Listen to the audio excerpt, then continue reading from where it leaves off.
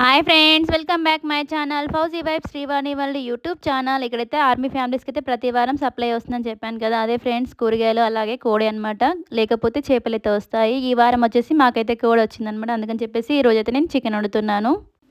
ఇక్కడ ఏంటంటే ఆర్మీలో పనిచేసే వాళ్ళకి ఈరోజు సండే, అబ్బా ఈరోజు హాలిడే దొరికిందని చెప్పేసి అలా ఉండదనమాట. వీళ్ళకి 1 వీక్ మొత్తం మళ్ళీ డ్యూటీ చేయాలి. మళ్ళీ వీకెండ్ అంటూ ఏం రెస్ట్ ఉండదు. మళ్ళీ డే డే డ్యూటీలు ఉంటాయి, నైట్ డ్యూటీలు ఉంటాయి. అందుకని చెప్పేసి వీళ్ళకైతే అసలు ఖాళీ అనేది ఉండదు.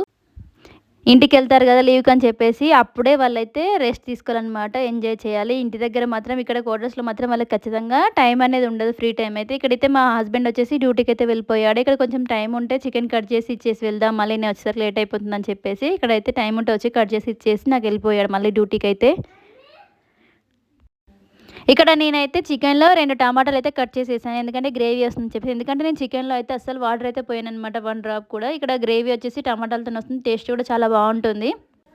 చికెన్‌లోకి బగారా రైస్ అయితే చాలా బావుంటుంది. మా పిల్లలు కూడా తింటారని చెప్పేసి నేనైతే బగారా రైస్ ఏసాను. చికెన్ చూడండి ఎంత బాగా వస్తుందో. నేనైతే 1 డ్రాప్ కూడా అయితే అందులో వాటర్ అయితే ఏయలేదనమాట. టేస్ట్ బావుంటుంది. పీసెస్ కూడా తినడానికి చాలా బావుంటుంది. అదే వాటర్ ఏసి తింటే పీసెస్ అన్నీ కూడా మనకి చాలా బాగుండవనమాట టేస్ట్ వచ్చేసి. మీకు అయితే వీడియో నచ్చితే లైక్ చేయడం మాత్రం అస్సలు మర్చిపోద్దు. అలాగే బాయ్ ఫ్రెండ్స్.